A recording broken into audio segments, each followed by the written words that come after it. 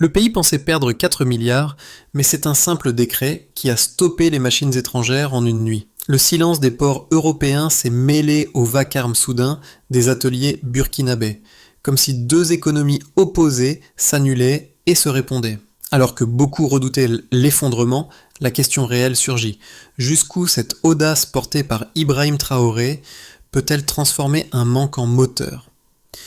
Dans ce basculement brutal, une scène nouvelle s'ouvre, brève mais décisive. Le décret n'a pas seulement figé un marché colossal, il a ouvert une épreuve de souveraineté à grande échelle. La promesse centrale est simple, transformer la dépendance mécanique en compétence nationale durable. Pour y parvenir, le gouvernement assume des risques considérables, car chaque pièce non importée devient une zone d'incertitude autant qu'un terrain d'apprentissage. Le pari consiste à déplacer la valeur ajoutée vers les mains locales, en espérant que les ateliers, les écoles techniques et les coopératives puissent absorber la brusque rupture des flux européens. Mais une tension sous-jacente persiste, et elle constitue le véritable enjeu. Combien de temps un pays peut-il tenir lorsque chaque panne devient un test collectif? Ce micro-déséquilibre, presque invisible pour les observateurs lointains, façonne pourtant le cœur du récit. Les Burkinabés savent que l'effort demandé dépasse une saison agricole. Il engage une génération entière. Et c'est précisément cette continuité qui fait de l'expérience un tournant décisif, non une parenthèse. La révélation est venue en quelques lignes. Un texte administratif, court et presque anodin, a suffi pour interrompre un marché de 4 milliards de dollars. En 24 heures exactement, les expéditions venues de Paris et Rotterdam ont été annulées, faisant basculer l'économie agricole burkinabé dans un vide logistique soudain. Ce choc a d'abord été interprété comme une rupture brutale, mais une lecture attentive montre un mouvement inverse, presque souterrain. À Ouagadougou, le silence des hangars importateurs a laissé place à un tumulte d'ateliers, de marteaux, de chalumeaux et de moteurs démontés. Ce n'était pas l'effondrement annoncé, mais la naissance d'une dynamique nouvelle. Les coopératives ont repris des espaces laissés vides, les artisans ont redécouvert des savoir-faire longtemps étouffés, et les centres techniques de Bobo-Dioulasso comme de Koudougou ont rouvert des filières que l'on croyait condamnées. Les observateurs étrangers y ont vu une crise. Sur place, on y a lu une réorganisation patiente. Chaque panne devenait une leçon, chaque retard un exercice d'autonomie. Ibrahim Traoré a présenté le décret non comme un geste de rupture, mais comme une restauration de capacité, insistant sur une logique simple. Moins d'importation pour plus de formation. Ce choix, loin d'être improvisé, s'est appuyé sur l'ouverture de 3 nouveaux centres techniques et sur l'afflux d'apprentis désireux d'apprendre à démonter ce qui était autrefois jugé irréparable. Les signaux, bien que modestes, ont dessiné une trajectoire. Plus 12% d'emplois ruraux, puis 8% de rendement dès la première saison et une chute notable des délais de maintenance. Les ateliers locaux, soutenus par des micro-subventions, ont commencé à refaçonner des pièces simples. Les coopératives ont réduit leur dépendance aux fournisseurs européens, et chaque réparation domestique a renforcé l'idée qu'un pays enclavé pouvait inverser une logique enracinée depuis des décennies. Ainsi s'est installé le cadre du récit, une crise supposée, un apprentissage réel, et un pari dont les premiers signes semblent moins fragiles qu'on le pensait. Le changement s'est incarné d'abord dans des gestes simples, bien avant de s'inscrire dans les discours officiels. À Ouagadougou, les ateliers métalliques ont vu renaître des compétences oubliées, et c'est là qu'un jeune ingénieur nommé Salif a offert l'une des premières démonstrations tangibles. Penché sur un vieux tracteur immobilisé depuis des mois, il a façonné manuellement un engrenage manquant taillé dans une tige d'acier locale. Lorsque la pièce s'est mise à fonctionner, les ouvriers présents ont compris que la panne ne signifiait plus l'attente d'un colis venu d'Europe. Ce moment, discret mais concret, a réécrit l'idée même de réparation. Une scène similaire s'est produite quelques semaines plus tard à Bobo-Dioulasso, où Mariam, une mécanicienne formée dans un centre coopératif, a remonté un système d'irrigation entièrement à partir d'éléments recyclés. Sa maîtrise technique a circulé sur les réseaux locaux, devenant un symbole inattendu. La preuve qu'une génération pouvait reconstruire sans dépendre de fournisseurs étrangers. Dans son atelier, les jeunes apprentis évoquaient moins la difficulté du travail que la fierté d'y contribuer. Ces deux trajectoires individuelles, loin d'être anecdotiques, ont ouvert un espace mental nouveau. Les agriculteurs n'attendaient plus la livraison. Ils attendaient les apprentis. Les centres techniques ont vu affluer des dizaines de jeunes qui, de la soudure à la maintenance, voulaient comprendre, réparer et produire. Le travail manuel, souvent relégué au second plan, retrouvait une valeur politique. L'impact précoce de la réforme s'est donc joué à hauteur d'atelier, redonner aux mains locales la capacité d'agir et replacer la compétence au centre de la souveraineté retrouvée. Le choc initial est né d'un décret silencieux. Les ports européens ont réagi immédiatement, stoppant les conteneurs destinés au Burkina Faso. Les courtiers ont annulé leurs commandes et les entrepôts de Paris comme de Rotterdam ont figé leurs flux. Le marché mondial de l'agromécanique a senti un grondement venu du Sahel. Le pays a vu ses premières heures de transition sans qu'aucun ministre ne prenne la parole. Les fermes du centre ont redouté une saison perdue. Les cultivateurs ont compris que les pièces ne viendraient plus. Les importateurs des villes se sont mis à chercher des alternatives. Les ateliers ont ouvert leurs portes en urgence, sans plan préétabli. Le vide s'est alors transformé en besoin pressant d'agir. Les premières semaines ont marqué un tournant. Les ingénieurs de province ont démonté, trié et recomposé ce qu'ils pouvaient sauver, va sauver. Les coopératives ont soudé des pompes d'irrigation à partir d'acier recyclé. Les artisans ont conçu des charrues rudimentaires forgées à la main. Les transmissions ont été refaites pièce par pièce, sans modèle complet. Le bricolage est devenu méthode. Les ateliers coopératifs se sont multipliés à une vitesse inattendue. Chaque structure a mobilisé ses propres ressources. Les centres techniques ont rallumé leurs forges. Les étudiants ont appliqué en conditions réelles ce qu'ils apprenaient en cours. Les villages ont commencé à réparer leurs machines au lieu de les stocker. Les symboles du changement sont apparus sans slogan. Les marchés ont vu des affiches faites au Burkina. Les radios ont diffusé des images d'étudiants assemblant un moteur rouge baptisé Liberty 1. Les coopératives ont testé des solutions primitives mais fonctionnelles. Les prototypes ont circulé dans les zones rurales. Les agriculteurs ont observé les résultats avec prudence. Les réactions extérieures ont montré l'ampleur du séisme. Les fournisseurs européens ont perdu 4 milliards d'exportations annuelles. Les syndicats ont alerté sur les pertes d'emplois. Les institutions ont évoqué une distorsion de marché. Les analystes ont questionné la viabilité burkinabé. Les critiques sont devenues bruyantes. Sur le terrain, la logique suivait une trajectoire opposée. En 6 mois, la production locale d'équipements simples a augmenté de 35%, l'emploi rural a progressé de 12%, les délais de réparation ont chuté de moitié. Les cantons ont doublé la valeur ajoutée domestique. Les chiffres ont validé l'intuition initiale. Dans ce déroulé rapide, Ibrahim Traoré a maintenu une ligne constante. Il a évité les discours triomphants. Il a insisté sur la discipline, sur la lenteur maîtrisée, sur l'apprentissage quotidien. Il a rappelé que la souveraineté commence par un outil réparé. Son approche a renforcé l'idée que chaque geste local comptait davantage qu'un programme international. L'explosion d'initiatives a culminé à l'exposition agricole de Ouagadougou. 25 fabricants ont présenté des moissonneuses, des systèmes d'irrigation solaire et des moteurs de substitution. Le public a vu ce que des mois d'efforts cumulés pouvaient produire. Les prototypes n'étaient pas parfaits, mais ils marchaient. Les visiteurs ont compris que la transition avait franchi un seuil. Le pays est entré dans sa phase de Dushan.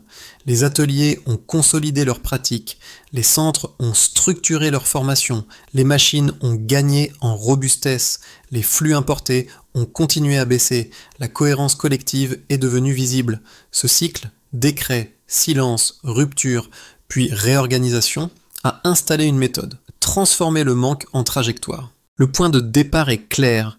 Le Burkina Faso sortait d'un modèle presque entièrement dépendant des fournisseurs européens et 6 mois plus tard, les premiers écarts mesurables ont révélé un basculement net du modèle d'attente vers un modèle d'action. Cette transition, encore fragile, repose sur des indicateurs précis qui montrent comment un système peut se transformer pièce par pièce. Le premier chiffre est celui de plus de 12% d'emplois ruraux, constaté à la fin du 6e mois.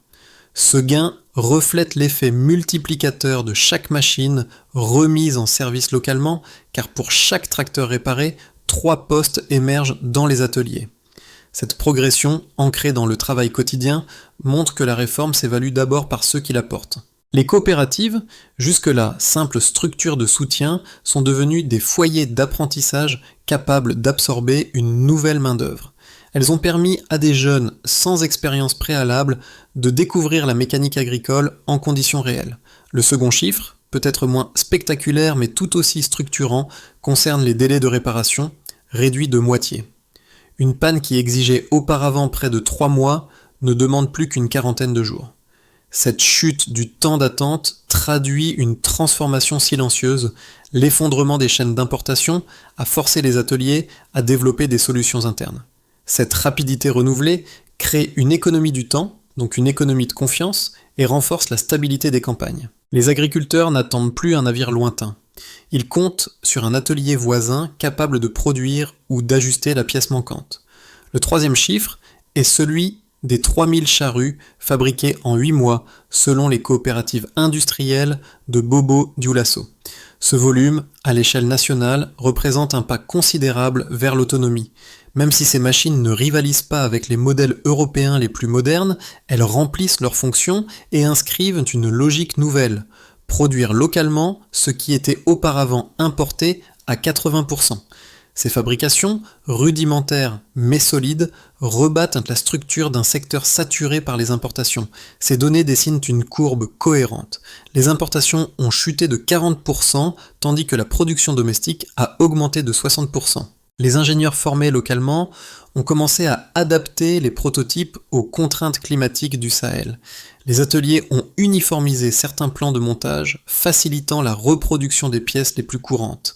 Les coopératives ont utilisé les micro-subventions pour moderniser les outils de soudure et réduire les erreurs de fabrication. Dans son discours du 8e mois, Ibrahim Traoré n'a pas célébré ces chiffres comme une victoire, mais comme une discipline. Il a insisté sur le fait que la souveraineté n'est pas un slogan, mais une suite de gestes mesurables. Ses interventions publiques ont souligné que la transformation du pays ne repose pas sur une rupture idéologique, mais sur une accumulation patiente d'efforts. Ainsi, les 3 chiffres, 12%, délai divisé par 2, 3000 charrues, ne sont pas seulement des indicateurs économiques. Ils forment la preuve que la transition repose autant sur la méthode que sur le résultat, et qu'un pays peut rebâtir sa force en valorisant chaque unité d'effort produite localement. Les critiques internes ont formulé 2 objections solides dès les premiers mois du décret. La première concerne le coût de l'improvisation, une inquiétude largement partagée modérément dans les cafés de Ouagadougou. Pour de nombreux importateurs, interrompre brusquement un marché aussi structurant revenait à fragiliser les récoltes, les machines et les revenus de milliers d'agriculteurs. Il rappelait que sans les pièces européennes, les tracteurs restaient parfois des semaines immobiles. Selon eux, chaque jour perdu dans les champs représentait une perte réelle que le patriotisme ne pouvait compenser, même si la volonté politique semblait forte. La seconde objection porte sur la lenteur de l'apprentissage. Les critiques affirmaient que transformer un pays dépendant en un pays producteur ne pouvait pas se décréter, mais nécessitait du temps, des compétences et une rigueur encore à construire. Il soulignait que les ateliers coopératifs, malgré leur énergie, accumulaient les erreurs techniques. Les pièces fabriquées localement n'étaient pas toujours parfaitement ajustées et les délais de réparation, même réduits, restaient imprévisibles. Pour eux, l'enthousiasme ne suffisait pas à garantir une montée en compétences durables. À ces 2 arguments, les défenseurs de la réforme ont répondu par les faits et non par des slogans. Ils rappellent que les pannes persistantes ne sont pas un signe d'échec, mais une étape normale d'appropriation. En 6 mois, le taux d'intervention locale a doublé, preuve que les ateliers apprennent plus vite qu'attendu. Les critiques évoquent des machines encore fragiles. Les coopératives montrent que chaque panne devient un exercice de diagnostic. Les opposants craignent la désorganisation.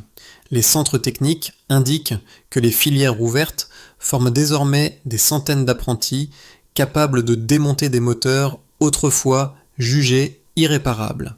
Ainsi, la force du projet ne réside pas dans l'absence de contradiction, mais dans sa capacité à convertir la fragilité en méthode. Les objections ne disparaissent pas, elles deviennent des repères. Et c'est précisément cette fonction, transformer la critique en test permanent qui permet à la réforme de s'ancrer réellement dans le pays. Tout bascule ici. Ce moment charnière ne se lit pas dans un discours, mais dans un changement de hiérarchie morale. Les ateliers, auparavant considérés comme des espaces de réparation de fortune, deviennent soudain des lieux où s'organise une nouvelle manière de produire. Les gestes sont les premiers à rompre avec l'ancien modèle. Forger, ajuster, réassembler, répéter. Et cette répétition crée une forme d'autorité inattendue. Les agriculteurs n'évaluent plus leur saison à l'aune des livraisons européennes. Ils examinent désormais la solidité des pièces fabriquées localement, comme si la souveraineté passait par la texture du métal. Les étudiants de Koudougou filment leurs prototypes, transforment des moteurs démontés en exercices partagés et font circuler leurs essais sur les réseaux du Sahel. Ce glissement discret modifie le centre de gravité du pays. Dans ce contexte, Ibrahim Traoré apparaît comme un repère plutôt qu'un orateur. Il parle peu, mais sa méthode influence les pratiques. Moins d'annonces, plus de gestes, moins d'attentes, plus de construction. La réforme cesse alors d'être un pari fragile pour devenir un modèle en cours de solidification. Le midpoint est atteint, le pays ne regarde plus ce qu'il perd, mais ce qu'il apprend. Les conséquences de la réforme se lisent d'abord dans les campagnes. Les agriculteurs du centre observent une transformation de leur rapport au temps. Là où ils attendaient autrefois l'arrivée incertaine d'un conteneur, ils comptent désormais sur les ateliers voisins pour remettre en service un moteur ou une charrue. Les rendements restent irréguliers, mais une dynamique nouvelle apparaît. Chaque réparation locale réduit la vulnérabilité d'une saison entière. Les cultivateurs de Kaya résument ce basculement en une phrase simple. Nous n'attendons plus le navire, nous attendons le lever du soleil. Cette logique, ancrée dans le quotidien, remplace peu à peu la dépendance structurelle. Pour les ateliers et les petites entreprises métalliques, les effets sont tout aussi tangibles. Les structures autrefois limitées à de simples ajustements gèrent aujourd'hui des productions plus ambitieuses. Pièces de rechange, transmission remanufacturée, système d'irrigation soudé à la main. Les coopératives se fédèrent, échangent leurs plans, comparent leurs méthodes et structurent une filière qui n'existait pas auparavant. Les micro-subventions redirigées depuis les importations gelées permettent l'achat d'outils plus précis, réduisant les erreurs répétitives. Cette montée en capacité crée un marché intérieur que les fournisseurs étrangers ne dominaient plus et instaure un tissu industriel encore imparfait mais fonctionnel. Chez les étudiants, les conséquences prennent la forme d'une vocation. Les écoles polytechniques, parfois délaissées, se remplissent de jeunes venus comprendre comment produire, simplifier ou renforcer les machines adaptées au Sahel. Les prototypes réalisés dans les salles de cours deviennent des pièces testées sur le terrain. Les moteurs démontés servent de modèles d'apprentissage accéléré. Cette circulation entre théorie et terrain crée un pont inédit entre l'université et l'atelier.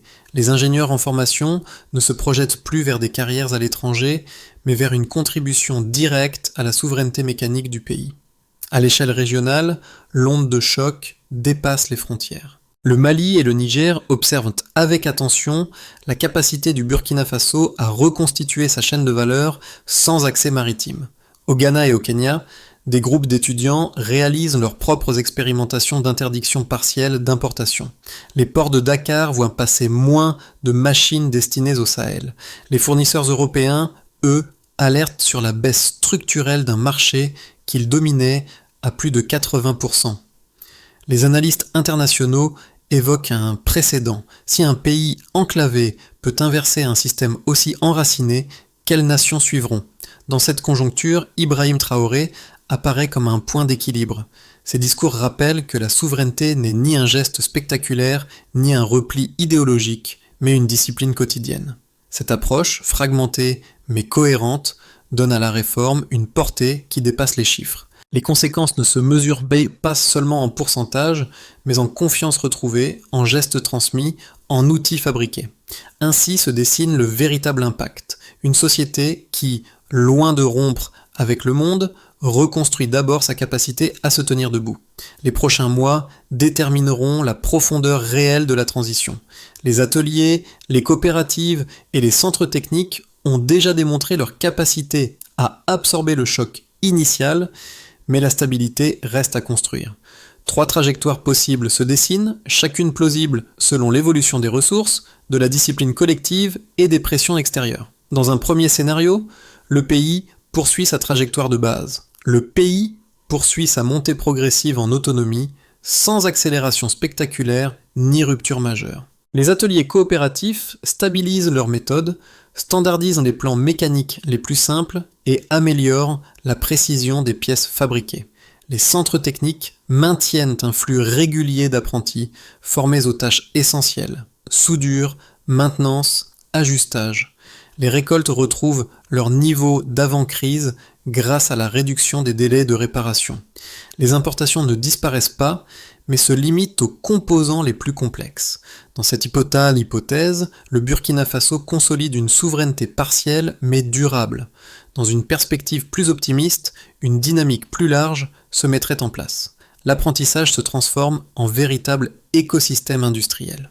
Les ingénieurs formés localement prennent la tête de petites unités de production capables d'améliorer les prototypes existants. Les pays voisins, Mali, Niger, Ghana, adoptent des politiques similaires, créant une dynamique régionale d'agro-souveraineté. Les économies d'échelle réduisent les coûts, renforçant la compétitivité des ateliers burkinabés. Les partenariats sud-sud se multiplient et les plans open source partagés par certains alliés accélèrent la montée en compétences. Dans cette configuration, le pays devient un modèle étudié dans toute l'Afrique de l'Ouest. Dans l'hypothèse la plus défavorable, plusieurs obstacles pourraient freiner l'élan actuel. Les pressions extérieures s'accentuent, restrictions techniques, pénurie de composants clés, ralentissement des financements coopératifs. Les ateliers, encore fragiles, peinent à maintenir leur rythme. Les récoltes souffrent de retards liés à des pannes difficiles à absorber. La population perd confiance dans la trajectoire d'autonomie et réclame le retour partiel aux importations. La réforme se replie sur elle-même, fragilisée par la conjoncture plus que par ses principes. Entre ces 3 voies, une variable domine, la constance. Si la discipline collective tient, même sans croissance rapide, le pays peut franchir un seuil historique. La meilleure manière d'aborder les 12 prochains mois n'est donc pas de prédire, mais d'évaluer chaque progrès comme un indicateur de résilience. Pour de nombreux citoyens, la réforme ne se mesure plus seulement à travers les discours, mais à travers les transformations visibles dans les villages et les villes. Les familles qui observaient autrefois les pannes comme des fatalités y voient désormais des occasions d'apprendre. Elles constatent que chaque machine réparée localement réduit la dépendance et renforce la sécurité alimentaire, même si les résultats restent irréguliers. Cette perception intime change le regard porté sur l'effort collectif. Pour les jeunes, l'impact est encore plus direct. Les centres de formation, longtemps ignorés, deviennent des lieux d'orientation et de motivation. Les étudiants découvrent une filière technique qui a enfin un rôle national clair. Produire, tester, ajuster, répéter. Beaucoup ne voient plus l'ingénierie comme une voie abstraite, mais comme une contribution concrète à l'autonomie du pays. Le geste technique prend une dimension identitaire, et cette évolution influence profondément leurs ambitions. Pour les artisans et les entrepreneurs locaux, la transition ouvre un espace stratégique inédit. Les ateliers métalliques, autrefois cantonnés à des tâches modestes, structurent désormais de véritables micro-chaînes de production. Les coopératives, soutenues par des micro-subventions, affinent leurs procédés et partagent leurs plans. La réussite n'est pas immédiate, mais elle devient mesurable, pièce après pièce. Les artisans savent que la solidité de leurs outils reflète la stabilité du modèle auquel ils contribuent. Dans ce contexte, chacun peut agir à son échelle. Suivre l'évolution des ateliers, encourager les jeunes à rejoindre les filières techniques ou soutenir les initiatives locales par de petits gestes pratiques. La souveraineté n'est pas une abstraction. Elle se construit dans l'attention portée aux efforts qui émergent autour de soi. La réforme entre maintenant dans sa phase de structuration. Pour éviter que l'élan des ateliers ne s'essouffle, une feuille de route claire s'impose, pensée pour stabiliser les acquis des premiers mois. Elle s'appuie sur des actions courtes, mesurables et alignées avec les capacités réelles du pays. Première étape, consolider les centres de formation. Chaque province doit disposer d'un atelier école opérationnel d'ici la fin de l'année. Les équipes locales assurent l'encadrement, tandis que les coopératives fournissent les pièces d'exercice. La mesure du progrès est simple. Nombre d'apprentis formés et taux de machines remises en service grâce à eux. Deuxième étape, structurer un fonds dédié à la fabrication locale. Les économies générées par la baisse des importations sont réinjectées dans les unités métallurgiques. Les artisans obtiennent des avances pour moderniser leurs outils. Le suivi se fait par l'augmentation du volume de pièces produites mensuellement. Troisième étape, standardiser les plans mécaniques. Les prototypes conçus à Ouagadougou deviennent des modèles ouverts, faciles à reproduire. Les ateliers de Bobo, Dioulasso, Koudougou et Kaya les adaptent à leurs contraintes. Le progrès se vérifie dans la réduction des erreurs de montage et la vitesse de reproduction. Quatrième étape, intégrer davantage la recherche appliquée. Les universités développent des moteurs sobres adaptés au sol burkinabé. Les partenariats africains et asiatiques accélèrent ce travail. La réussite se mesure à la robustesse des prototypes testés sur le terrain. Cinquième étape, assurer un pilotage discipliné.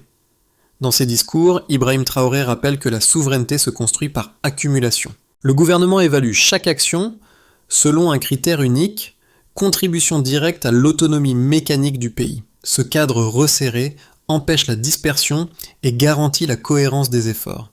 Ainsi, la réforme cesse d'être un geste. Elle devient une méthode qui avance par étapes brèves, contrôlées et vérifiables. Dans la lumière tombante des ateliers, les gestes appris au fil des mois prennent une valeur presque symbolique. Les étincelles qui jaillissent des forges rappellent celles que Salif avait provoquées en façonnant sa première pièce, lorsque l'idée d'autonomie n'était encore qu'une intuition fragile. Ce souvenir circule désormais comme un point d'origine, une preuve silencieuse que la souveraineté peut naître d'un atelier modeste autant que d'une décision politique. Au fil de cette année mouvementée, Ibrahim Traoré a laissé les actes parler davantage que les mots. Il a mis en avant la discipline, la patience et la capacité du pays à reconstruire sans éclat triomphal. Les apprentis qui manipulent aujourd'hui leurs outils prolongent cette logique. Chaque réparation réussie porte la trace d'un apprentissage collectif. Les agriculteurs, les étudiants, les artisans savent que l'effort n'est pas terminé, mais ils reconnaissent que la trajectoire n'est plus la même. Le pays avance sans certitude absolue, mais avec une cohérence nouvelle. La dignité retrouvée dans les ateliers devient un fil conducteur, un langage partagé. Et dans le murmure régulier du métal, beaucoup voient désormais la promesse d'un avenir forgé par leurs propres mains. La souveraineté naît dans la constance du geste. La trajectoire engagée au Burkina Faso dépasse la mécanique et les bilans. Dans les ateliers comme dans les campagnes, une manière différente de se relier au travail prend forme. Les outils forgés localement deviennent des signes d'appartenance autant que des instruments de production. Cette fierté nouvelle se lit dans les gestes, dans les regards, dans la confiance prudente qui circule entre les générations. Pour celles et ceux qui suivent cette histoire de loin, l'enjeu n'est pas d'admirer ou de critiquer, mais de comprendre ce que signifie reconstruire sa capacité d'agir. Les nations ne se transforment pas par des proclamations, mais par une répétition patiente d'efforts modestes. Ce mouvement burkinabé l'illustre avec force. Chaque pièce fabriquée dit quelque chose d'un choix collectif. Il reste alors une question ouverte, adressée à chacun. Dans un monde où tout semble dépendre de flux lointains, que signifie encore bâtir quelque chose avec ce que l'on a sous la main ?